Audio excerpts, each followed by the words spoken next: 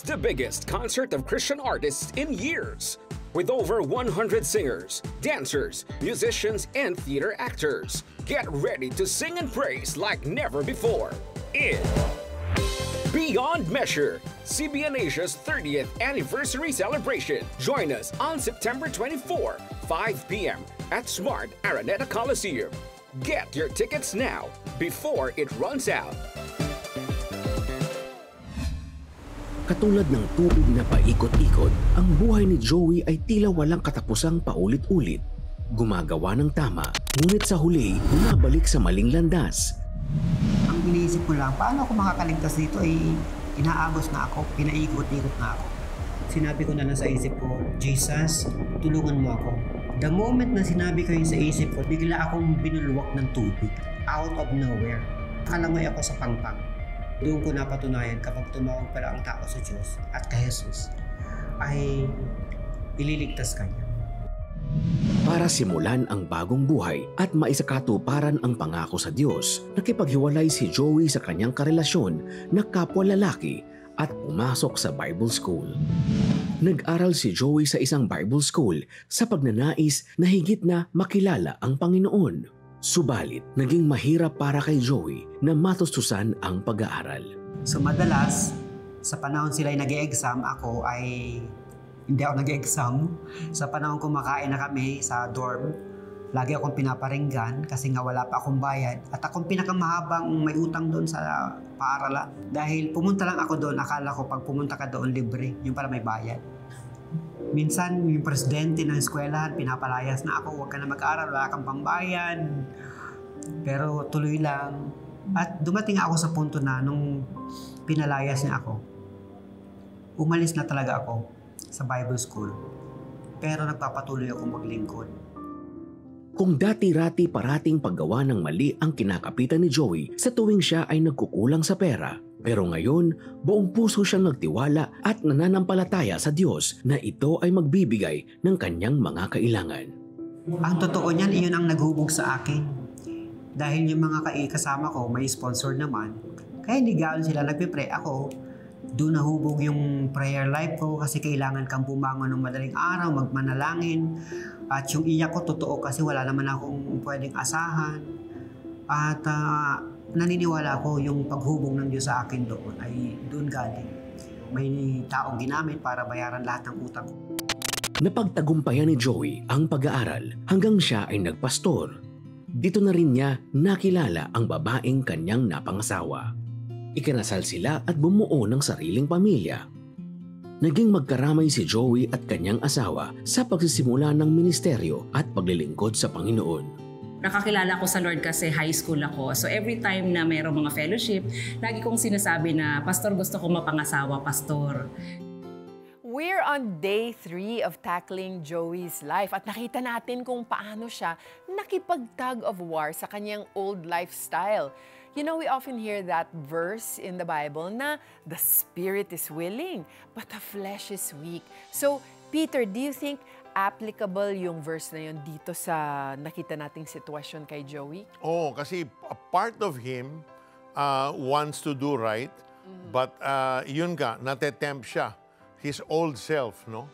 Now, there's a difference between a temptation and a trial. They're not the same. Talaga? They're Kasi totally different. I thought that, you know, like a temptation is a trial. Well, in a sense, pero magkaiba talaga sila. Ang trial is external. Ang temptation is internal.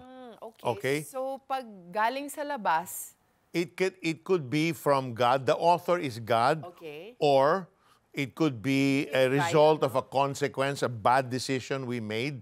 So yung consequence ay difficulty or trial or challenge na dumating dahil sa wrong decision. So external yan. Yan, external. Yung temptation naman is internal. It's your own desire that's in you, that's battling with the Spirit. And the book of James has something to say about that. And also, yung purpose. Yung purpose ng trial is for us our faith to be strengthened. Okay? So we can be overcomers. Para lalakas talaga tayo sa faith natin. Tama. Pero yung isa, yung temptation, is to put us down, to get us to fail, to destroy our testimony. That's why the author is the devil. So James puts it this way.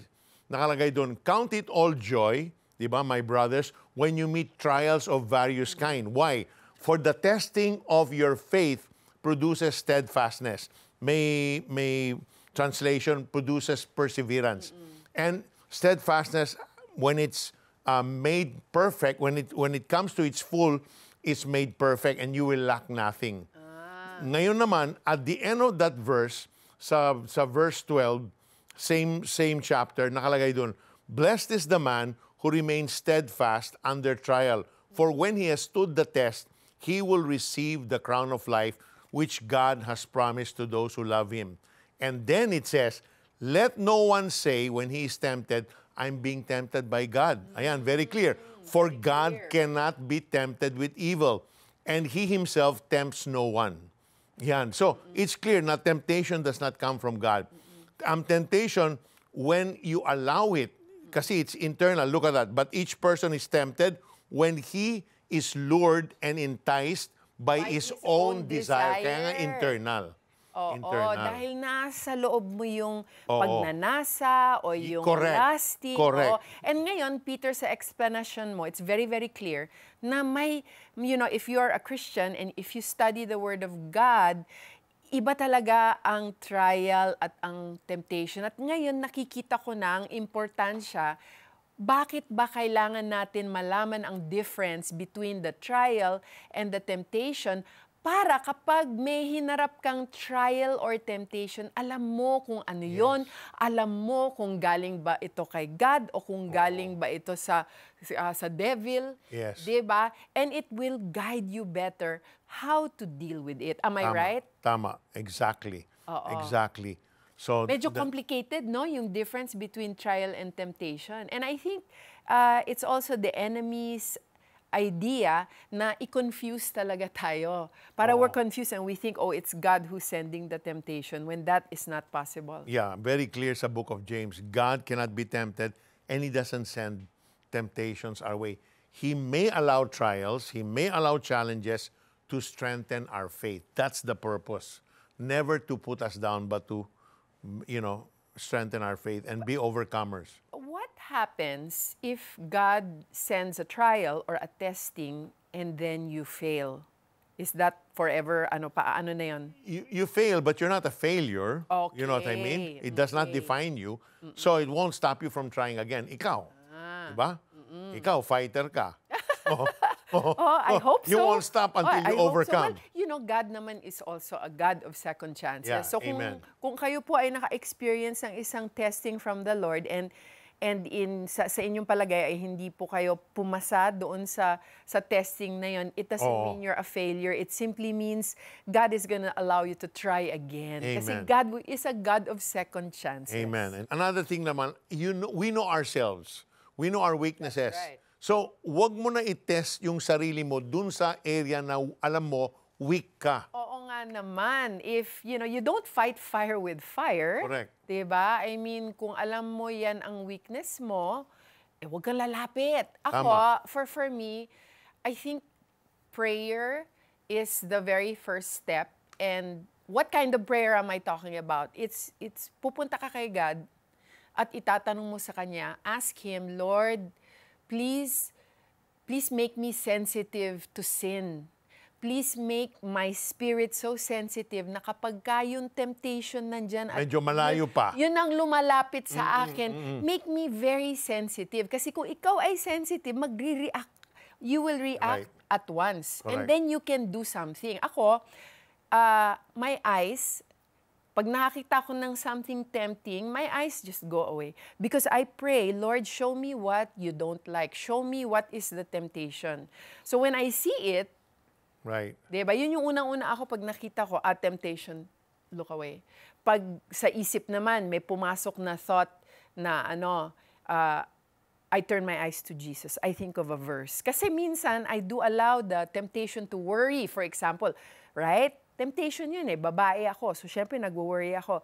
Yung pera, yung sitwasyon ng finances natin. So, I always say, okay, if I put my eyes on the finances, I will be sad. But if I put my eyes on the Lord Jesus, who owns the universe and is the creator of everything, then I know He will provide for me. So, yung mata ko pa rin, yung spiritual eyes ko, ay binabalik ko palagi kay Jesus. Maganda yon. I love that. And also, you rebuke. Halimbawa, I like alam mo, that. sabi mo, That's a good padating na idea. siya, no? I-rebuke mo na. So, you spot it from afar, i-rebuke mo na siya. I know you're a temptation. Yeah, oo. Get out. I-label mo, you are a temptation. Get out. Or Lord, I cleanse my thoughts, you know. I mean, I don't want to go there.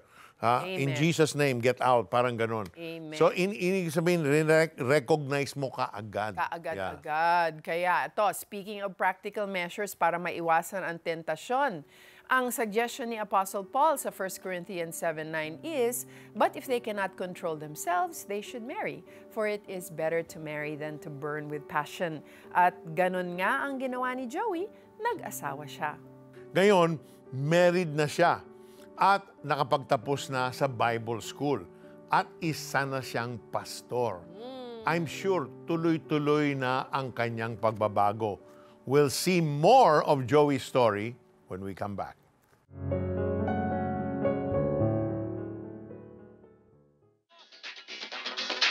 Para kay Yahweh.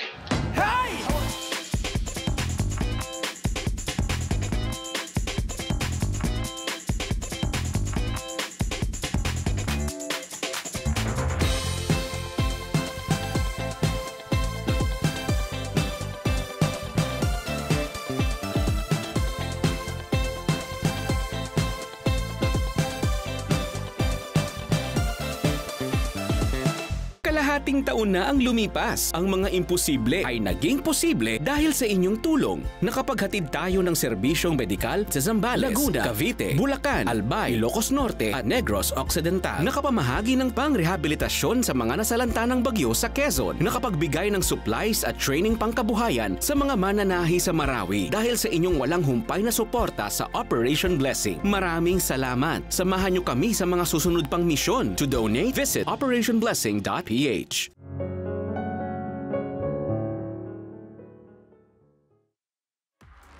Pero 4 na taon lamang simulang magpastor, nabuhay kay Joey ang pagkahayok sa pornografiya.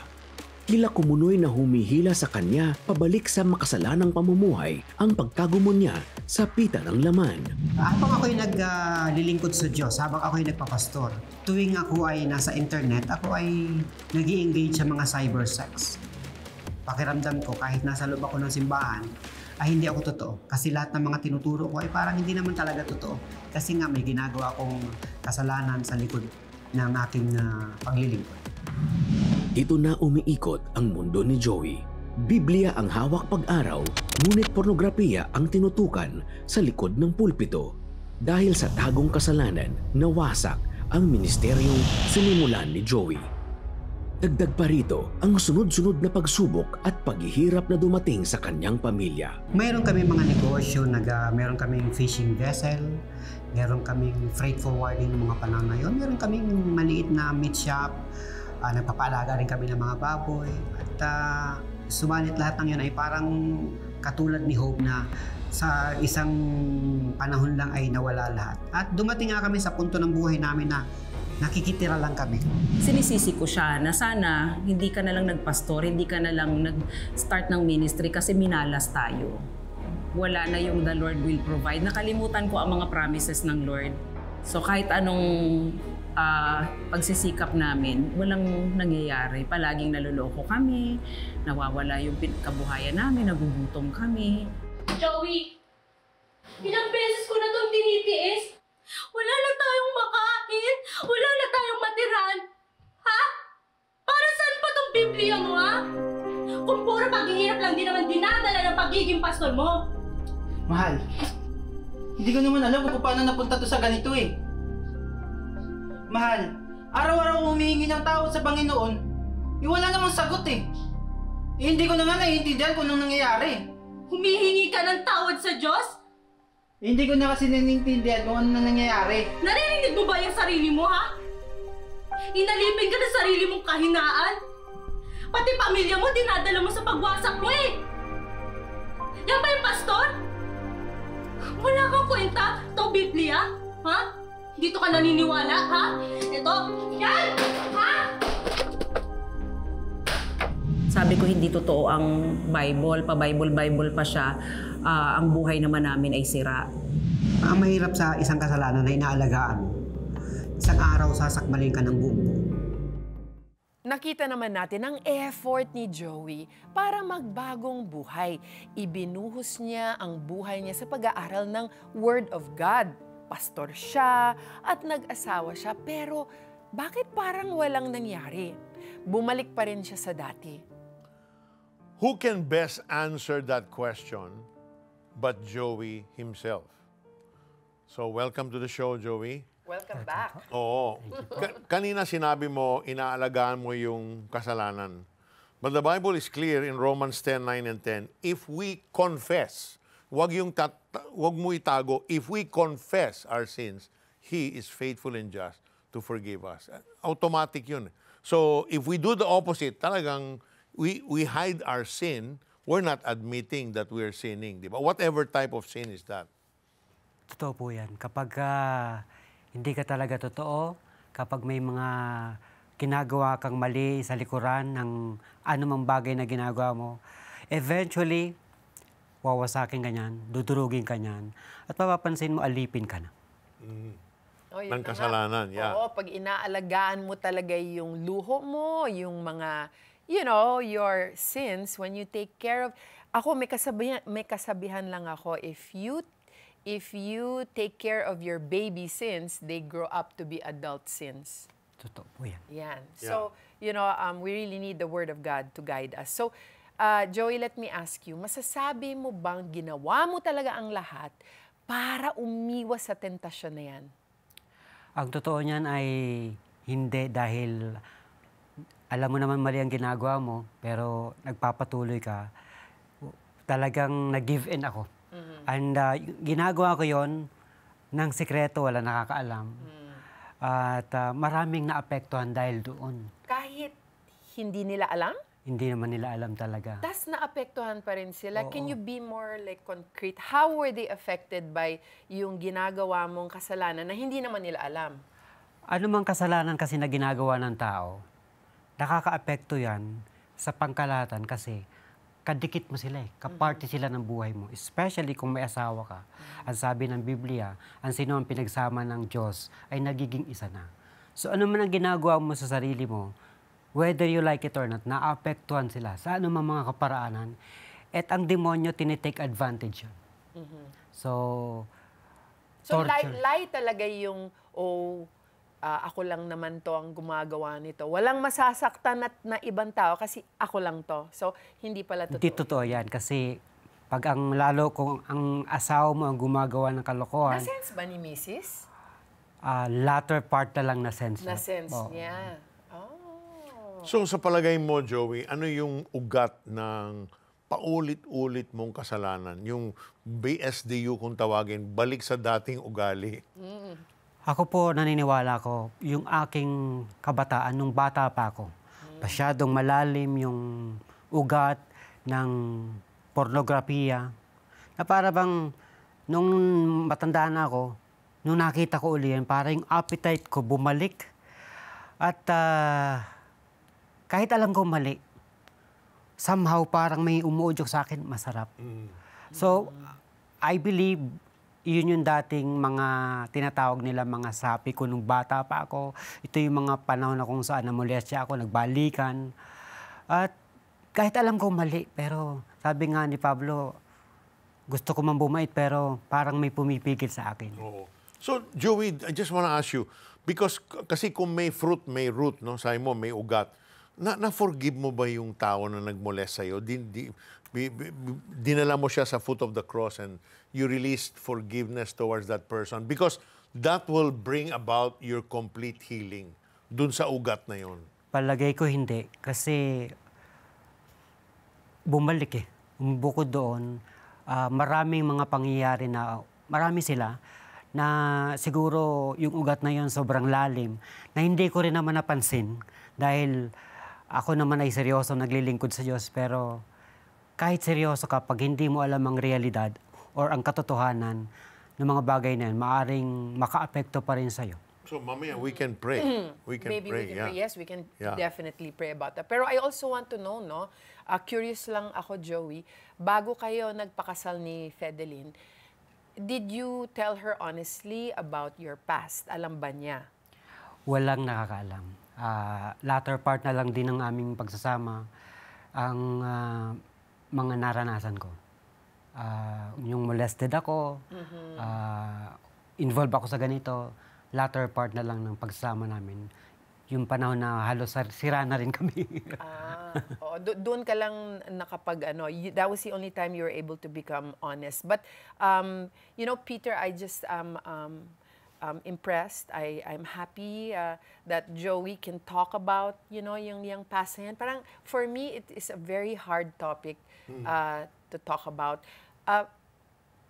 Where do you get the confidence to talk about this when other people look at it and iisipin nila, oh, nakakahiya ito, ba't ganyan, ba't niya? How are you able to be so honest? The reason kung bakit kailangan kong sabihin yung mga bagay na ginagawa ko na sobrang kahihaya. Kasi para wala ng ugat, para wala nang pupwedeng balikan ang demonyo sa buhay ko, para makalaya na ako.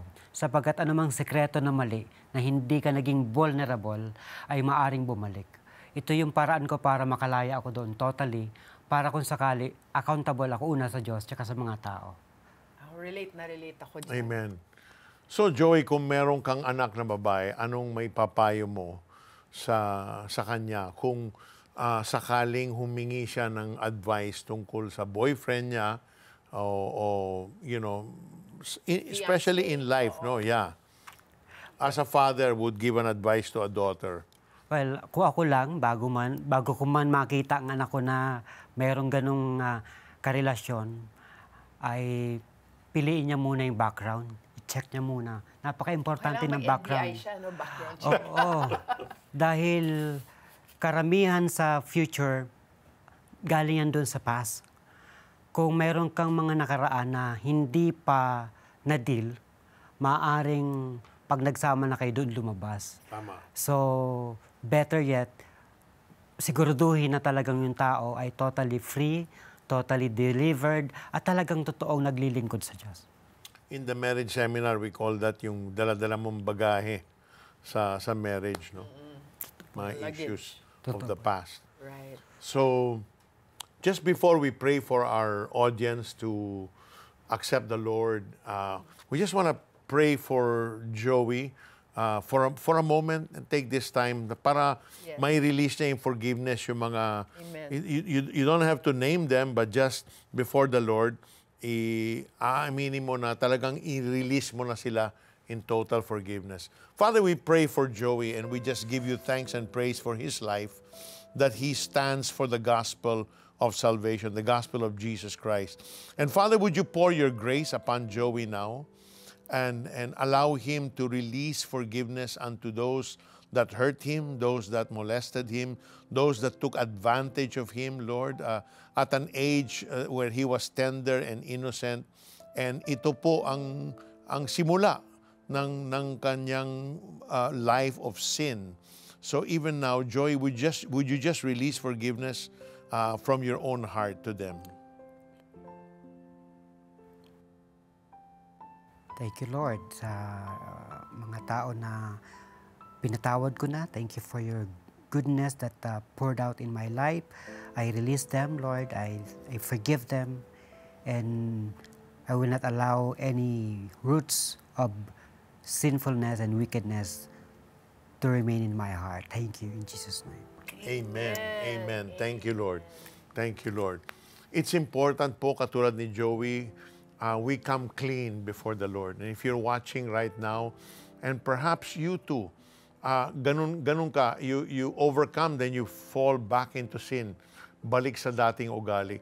You can ask the Lord for strength. You can ask the Lord to give you the grace to be an overcomer. But first, you need to have a personal relationship with Jesus Christ. All it takes is a simple prayer. Would you pray this prayer with us? Just say, Dear Jesus, I am desperate for you. I need you in my life. Lord, without you, I cannot even move another step. So right this moment, Lord, I confess all my sins. I open my heart to you and ask, Lord, whatever is unclean, would you blot it out of my heart? I want to have a pure heart before you. And right this moment, I invite you, Jesus, to come into my life, to be my Lord, to be my Savior, to be the God that will give me the strength and the perseverance and the courage every day to live a life that is pleasing unto you. Thank you for making me an example of your grace and your goodness. I pray this prayer from my heart in the name of Jesus. Amen and amen. Joy, maraming salamat. Thank you very much. Isa pong karangalan. I really appreciate your story. Grabe talaga. Maraming salamat. To the Sa glory of God. honesty. Amen and amen. Huwag kayong alis, babalik po kami. Panginoong Jesus, tinatanggap ko po kayo na aking Panginoon at tagapagligtas. Sumabay ka ba sa panalangin upang tanggapin si Jesus? Narito ang CBN Asia Prayer Center para sa iyo 24/7 upang tulungan kang magsimula ng panibagong buhay na punong-puno ng pag-asa, kapayapaan at tagumpay. Just text YES, your name and location o mag-chat sa The 700 Club Asia Facebook Messenger.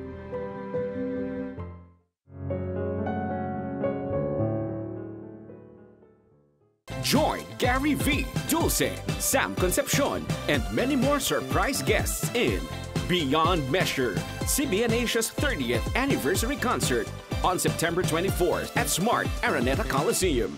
Scan the QR code to go to the ticket order form, fill out the form, and submit. Proceed with the donation process at the CBN Asia giving page.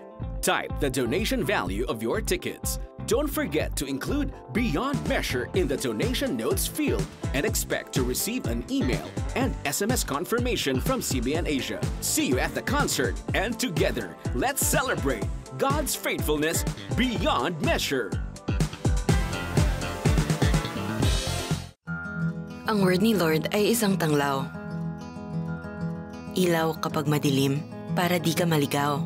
The best kung babasahin mo araw-araw. Ito ang Tanglaw, a devotional app where you can read and listen to God's Word anytime and anywhere. Madaming lessons and memes na madaling i-share. Made for you by friends who care. Get the Tanglaw app.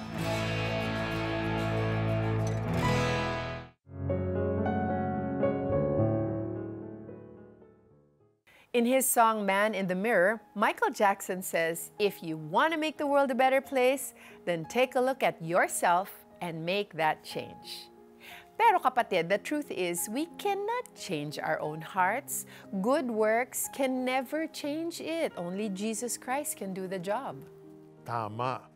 Jesus is indeed the great heart changer. In Ezekiel chapter 36, verse 26, he says, I will give you a new heart and put a new spirit in you. I will remove from you your heart of stone and give you a heart of flesh. If you want to see more of these inspiring stories, please partner with us. Send us a message on our Facebook Messenger, the 700 Club Asia, or you can call the number on your screen or scan the QR code displayed. May God bless you and keep you. May He make His face shine upon you and give you His peace. Bye! Tuluyang tinalikuran ni Joey ang pagpapastor. Hindi na napigilan ang muling pagkabagsak ni Joey sa kasalanan. Ikaw ang nagdala ng sumpa sa pamilya, kaya ganito kami. Anong sumpa kaya ang tinutukoy ni Joey na kanyang dinala sa sariling pamilya? Ang pagpapatuloy ng kwento ni Joey Miralo. Dito lang sa The 700 Club Asia, Huwebes, alas 12 ng gabi sa GMA.